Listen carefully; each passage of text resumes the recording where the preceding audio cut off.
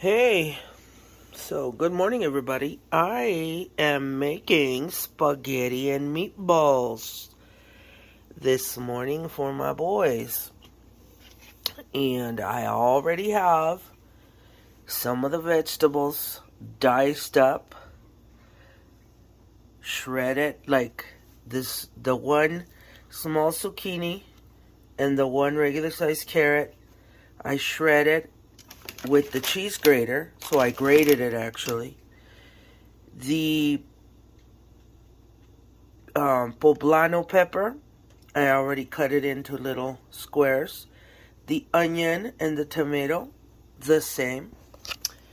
And these vegetables are really going to be up to you as far as the amount that you want to use. But for a pound of meat, I selected about a quarter of a large onion or half of a small one. A couple of slices of a tomato this size of tomato. A regular sized carrot, a small zucchini, a half of a large poblano pepper. However, I do want to say that you can use whatever zucchini you want, whatever pepper you want. Like I have done this meal where I have added mushrooms. I have added, instead of poblano pepper, whatever I happen to have. Like I have added Anaheim chili, bell pepper, and I've done all different colors of bell pepper, not just the green ones. I've done gray Mexican style squash. I've done the green zucchini. Right now I'm using the yellow long necks. So it really doesn't matter what type of vegetable you use, what variety of the vegetable you use, okay?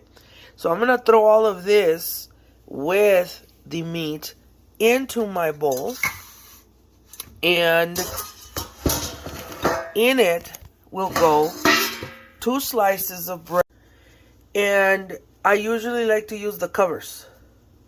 See, because these, my sons don't eat them, probably because of the crust, right? So I am going to put these in the blender, and I'm going to blend them so that I can turn them into a powder.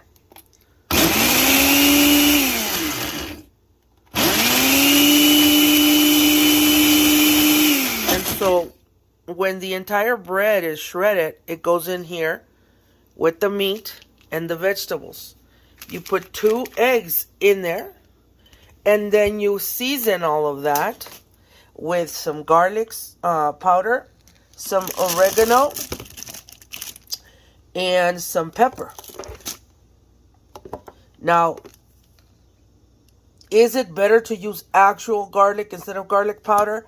Absolutely. Yes, it is better. I just do not happen to have any with me today. So I am going to be using the garlic powder. You also need to put like a teaspoon of Nor Suiza, which is my staple flavoring.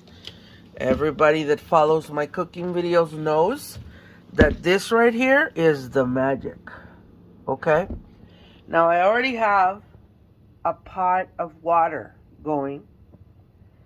To this pot of water, I'm going to add some salt. How much? Well, I don't know. Turns out being maybe about 2 teaspoons.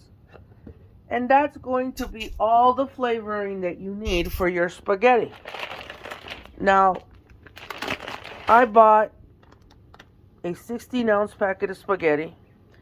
But because I am very carb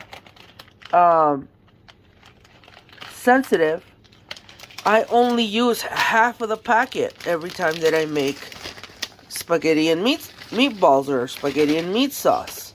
Now, what's the difference between spaghetti and meatball and spaghetti and meat sauce? Well, when it's spaghetti and meat sauce, you just cook the meat, and then you add the tomato sauce and your spices. But when you make meatballs, it's a process, and you're going to see the process right now. So you're going to put your spaghetti sticks, your pasta, little at a time into your bowl. Because if you throw it in all together, they stick. And then It's really hard to unstick them. You're going to let the part that is submerged in the water get mushy so that you can slowly bring in the rest of the spaghetti without breaking them. Sometimes I just break them in half. I'll be very honest with you. It's just that right now I'm trying to leave them whole. And it is possible to leave them whole. So you just submerge them underwater. And you make sure that they're all separated. Okay.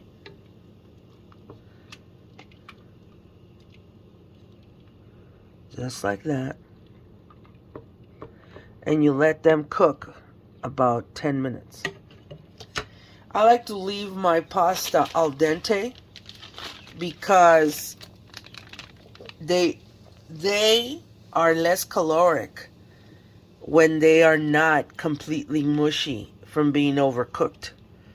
Pasta will release less of its calories when it's fully cooked. However, if you leave it a little bit hard, a little bit al dente, you don't consume so much of the carbs. I don't know why. I just know that's so. Alright, so I'll be back. Alright, so I finished grounding up all of the breadcrumbs. I'm throwing the meat that has already been defrosted into the plate. And I'm going to go ahead and put in the vegetables.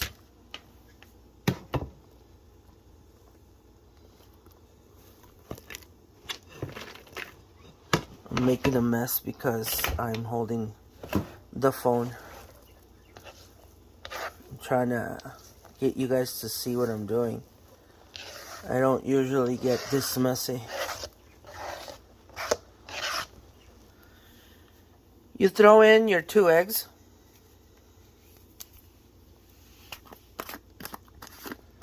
You take your garlic powder and you season about half of a teaspoon. Pepper, same amount, about a half a teaspoon. Oregano. Now the oregano, you got to take it in your hands and you got to crush it because this is kind of whole oregano and you want it to be powdery like the residue down here. So I'm going to put the phone down and crush about a teaspoon and a half of oregano, or a big amount on the middle of the palm of your hand. I'll show you. This is about a teaspoon and a half, and you crush it. You crush it with your fingers before you throw it in there. Okay? Like that. Now that you have all the ingredients that are going to be your meatballs, you get in there and you knead it by hand. Okay? But I'm not going to do that yet because first I want to tell you. My kids like cheese bombs.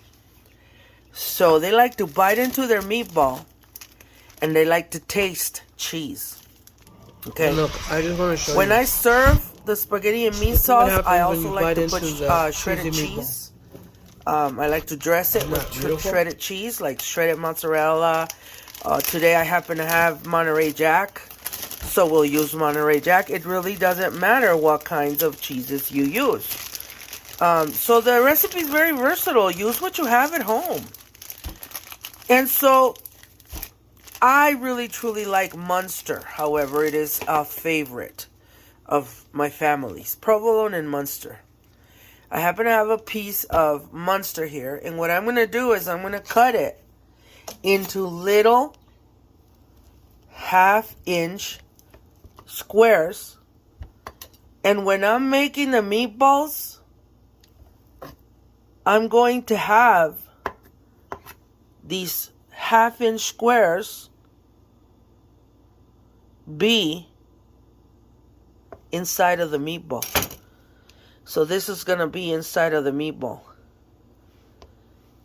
And then I take the meatball once I make it and I roll it into a ball, but then I cover the whole outer part of the meatball in some flour. And I use whole wheat flour. I try to stay away from white carbs as much as I can because that's the bad stuff. Causes cancer. It makes the candida in your gut go wild. And that's when you can have all the different types of parasites in your body and stuff. So I mostly try to use wheat. None of us are gluten allergic, so we're okay using wheat. But it's up to you. I mean, if you like using white flour, then by all means use white flour. It's a personal choice. All right. So I will prep. And when I have one meatball ready to go to show you how I put the cheese in it and how I roll it in flour and put it on the pan to cook, then I'll come back, okay? All right.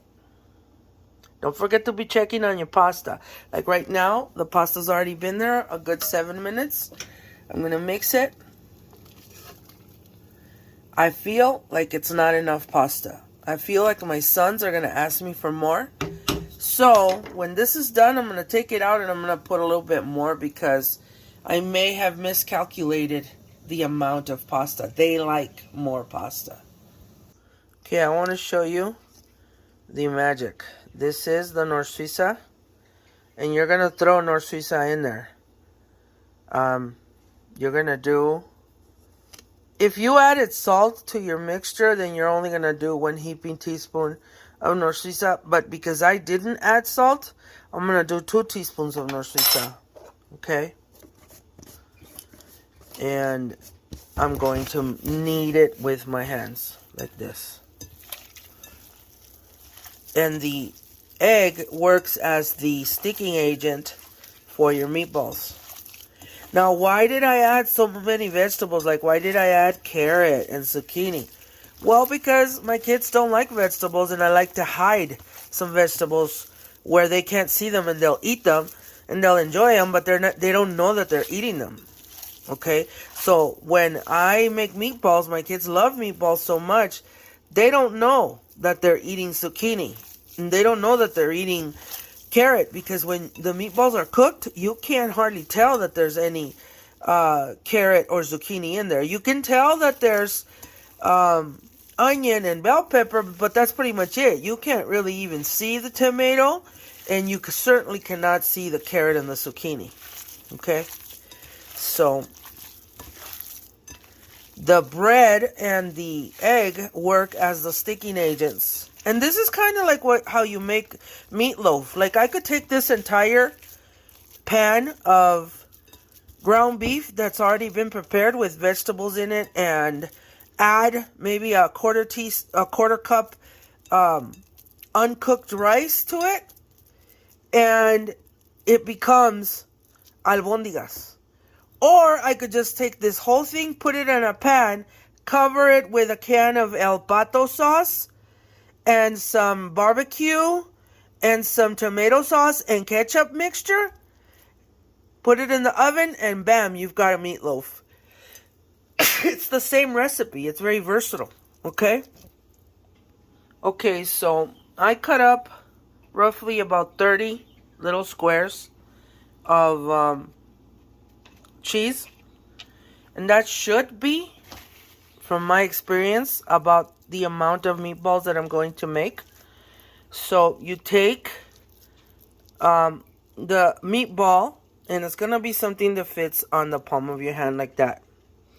Okay, so it's not too small of a meatball, but it's also not very large.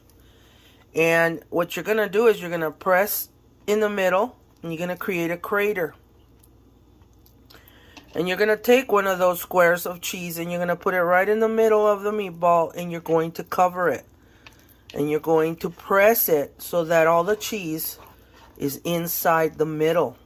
So it's a cheesy surprise when you bite into the meatball. And yes, it's not an exact science. When you're cooking the meatballs, you do get some of the cheese oozing out. It is what it is. You can't help that. It becomes liquid and it oozes out, but it's okay. So now that I have the meatball done, I cover it with the flour. So once I have all 28 or 30 of these meatballs covered in flour, then I line the pan with them. Okay? So I'll be back when I'm there. Alright, so I'm going to take out with one of these type of spoons. I suggest you find one. Buy it. They're really good for pasta. I'm going to take out the pasta that I did already cook, because I'm thinking I'm going to cook a little more. I do not feel that my sons will think this is enough pasta. I really think that they eat like half of this in one serving. So I'm going to have to make a little more, okay? And I did almost exhaust all of the water, so I'm going to add a little more with a little bit more pasta. I'm not going to add more salt, however. Now, how much more? It's up to you. I did about a quarter circumference of pasta. So it's not going to be as much pasta as the first time. That would be too much. But maybe another serving. Okay, so that's what I added. And I'll wait for those that are submerged in water to get a little bit soggy so that I can fold the pasta into the pan and submerge the entire pasta into the water without having to break any of the pasta sticks. Okay? Alright. Okay, so I am done making the meatballs, and I ended up with 32. So I know that we are going to be able to have 10 meatballs per person.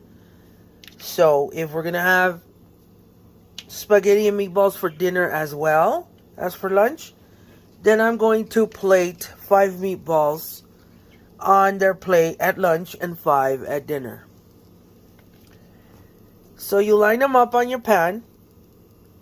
Careful not to squish them.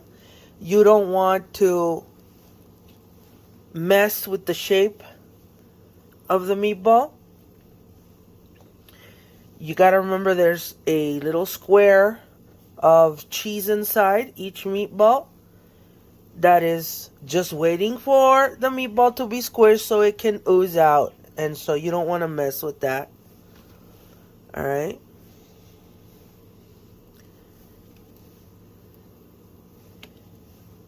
Usually a large pan would be exactly enough for about 30 meatballs. How do I know this? Because of my experience. You know, you'll get that experience with your frequency in cooking. So there we go. You have to have the pan on already. It's got to be hot already. It's not going to stick because the ground beef has grease in it naturally. And it's going to release it as the meatball starts to cook. And then that grease is what you're going to use to cook the meatballs in. And it's going to make all of the flour nice and golden. And it's going to create kind of like a thick, crunchy crust that is going to protect your meatball. It's going to serve as a skin. And so when they're done, you just throw your spaghetti sauce in the pan. Pour a little mozzarella cheese, Monterey Jack cheese, even some Parmesan. And you're good. Then you plate by taking some of the cooked spaghetti, put it on your plate, then the meatballs, and then some sauce. And you don't mix the pasta with the sauce. No, the pasta has to be white, and then you mix the sauce with the meatballs. And that's how you serve spaghetti and meatballs. I'm going to accompany this with a fresh salad and some garlic bread. Basically, garlic bread is just, I take hot dog buns and I put butter on them and then garlic powder and Parmesan cheese, and that's basically it. Sometimes I make breadsticks when I'm wanting to be real fancy and I have a lot of time. But I don't have a lot of time today, so this is what we're going to do. Okay, so I had 4 hot dog buns left. 1 broke. It's okay. I lightly buttered and I'm lightly garlic powdering them. Lightly.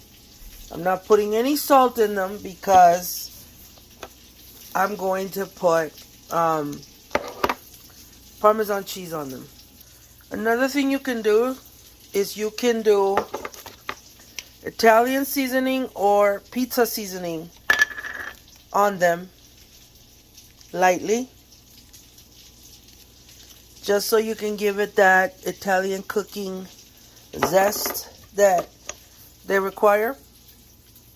Now I'm going to put the Parmesan cheese on them. Not a lot.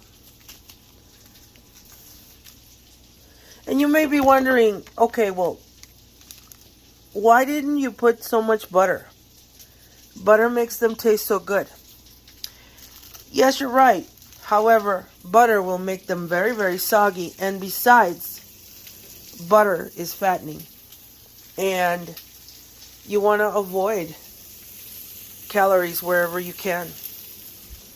You know, unless you happen to be somebody that's very thin and you've been recommended by a doctor to eat a lot, to bulk, then you don't worry about the butter intake. But in my family, it's all about the carb control. So even though butter is not carbs, it's grease. So it's really all about the grease and the carb control. You put them in a comal. A comal is like almost like a cast iron skillet, except it's got very, very low sides because it's more like a flat iron, more so than a pan. And that is used for grilling and toasting bread so that you don't have to use your oven.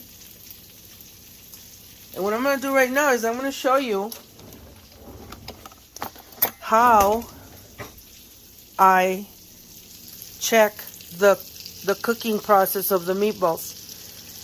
I go in here and I take the meatballs one by one and I flip them over one by one, and I usually take the ones that are in the middle and bring them on the outside, and take the ones from the outside and bring them in the middle, because the ones in the middle are usually going to be kind of crusty already. You see how that's crusty right there already? So that's what I do, is I will switch them. But you got to be very careful. Okay? Some of them are going to be oozing that cheese. See how that one is already oozing the cheese? It is what it is. It's not a perfect science. You can't control it. Just run with it. Everything's okay. Look at that one. Almost burnt. That's because my stove has a higher degree of fire on this side. And so I have to keep that in mind. And everybody's oven and stove is going to be different. You watch for those things. They make a difference. Make sure that you take all of these that are already really crusty and kind of golden brown already, and you bring them to the other side. You know? Make sure that you don't poke the meatball in a way where you are going to get the cheese to ooze out. But if that happens, it's not the end of the world. It is what it is. Like I said, you really can't help things like that happening. Okay? But you turn them around like that, one by one, slowly. Some of them will be sticking to each other, and it provides a little bit of a resistance in being able to turn them around, but, you know, it's achievable. You just got to be patient, and you gotta be able to maneuver your fork accordingly, appropriately. Okay? They're like slight little flips, just slightly. It's not that you're completely stabbing the meatball with your fork. It's just more like you're getting it from underneath like a shovel. You're shoveling the meatball around like that is what you're doing. Okay. That. Alright. Okay. There we go. 100% of the meatballs have been turned around. So, we're halfway there. I think that the extra spaghetti that I put in there is ready. So what I'm going to do now is I'm going to throw the already pre-cooked spaghetti and I'm going to put it in there so it can get reheated again. And I'm going to turn the stove off at the back burner so that the spaghetti can just be hot but not overcook. Okay? So I think that that's enough spaghetti now. And so I'm just going to leave it there. The garlic bread is already smelling, so I'm going to check it. Yeah. Okay, that's overly. So I'm going to take this and put it down to 5. And I'm going to turn around the garlic bread. You know, and some of it will be perfect. Some of it will be undercooked and some of it will be overcooked. But again, that's what this is. It's fine.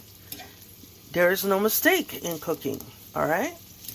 So, now that I have it like that, I'm pretty much good to go. I'm almost ready. When these are this crusty on the underside, then I can just pour all of the spaghetti sauce in there. A little bit of tomato sauce in addition to the spaghetti sauce. And the reason I do that is because sometimes the spaghetti sauce is sour, bitter. And so if you add a little bit of tomato sauce, it kind of subtracts the bitterness and it becomes sweeter. And then I'm going to add some salt to that, some Parmesan cheese, and some actual shredded cheese of some type. And then we'll be that much closer to plating. Okay, this little bowl is where I'm going to put the garlic bread. I already have the salad made and some croutons available. And basically, we're good to go, guys. I'll be back when I'm plating. Okay, so I already removed the garlic bread. It's over here, ready to go. And I already just checked.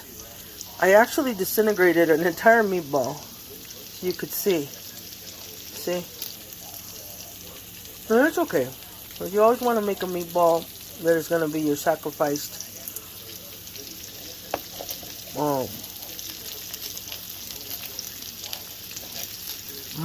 I'm eating. It's going to be your sacrificed piece because you got to be able to taste your food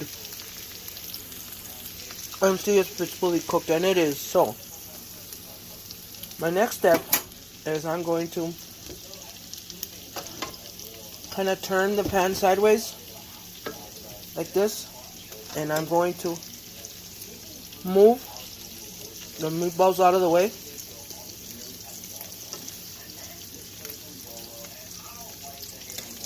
Because I'm going to remove all of the excess grease. Okay? We take a spoon.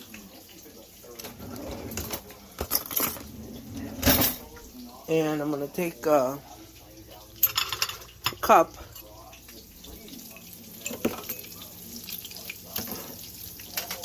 Bring the heat down. And I'm going to get rid of all of this excess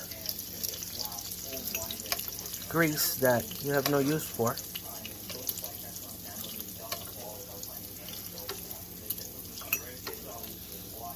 Usually I let this grease solidify in the cup. Once it gets cold, it gets solid, and then I just throw it in the trash can. You never, ever, ever, ever want to consume ground beef grease. Never. You want to get rid of it. Okay?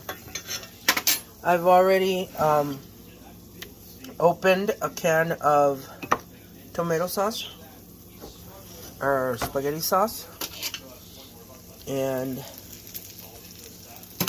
this is what you're gonna do. You're just going to cover all your meatballs with it.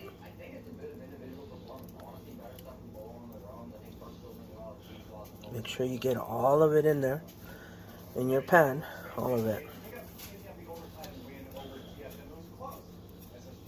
Alright. You're also going to hit it with a little bit of the tomato sauce.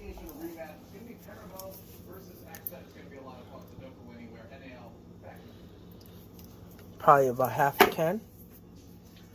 You're going to go at it with some Parmesan cheese. Like so. Probably about 1 dozen shakes. Like that. And then I have here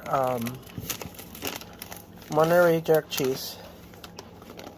I usually buy mozzarella, but this time I got Monterey Jack. Juanito really likes Monterey Jack. You're gonna turn on the heat a little bit,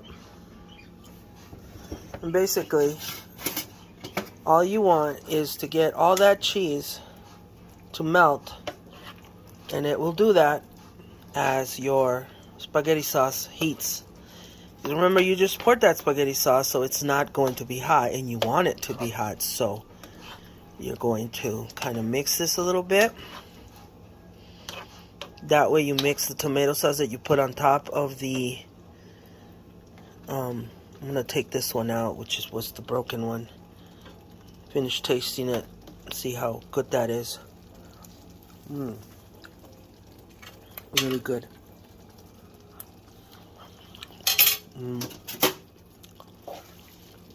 Never put the same spoon back into your food that you put in your mouth. That's not sanitary. There you go, so it's ready to go. I'm gonna let it boil a little bit. I'm gonna start getting ready the ice and taking the salad to the table and everything. And so there is the plated meal. Garlic bread, salad, spaghetti and meat sauce. Bon appetit. Bye-bye. Meatballs. I did say meatballs. You said meat sauce. I said meat sauce? You said meat sauce. Okay, well, spaghetti and meatballs. Enjoy. One final thing that I want to mention is you want to make this recipe keto.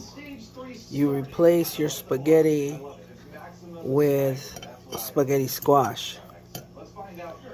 I was gonna do that, and because I was recording this video, I completely forgot. And so now I'm stuck eating my spaghetti with actual spaghetti, which is not good for me, but I didn't serve myself a lot of the spaghetti. And I'm not gonna eat what I served either. I'll probably just eat a little bit, leave most of it, you know. Alright guys, have a good one, bye. And look, I just want to show you.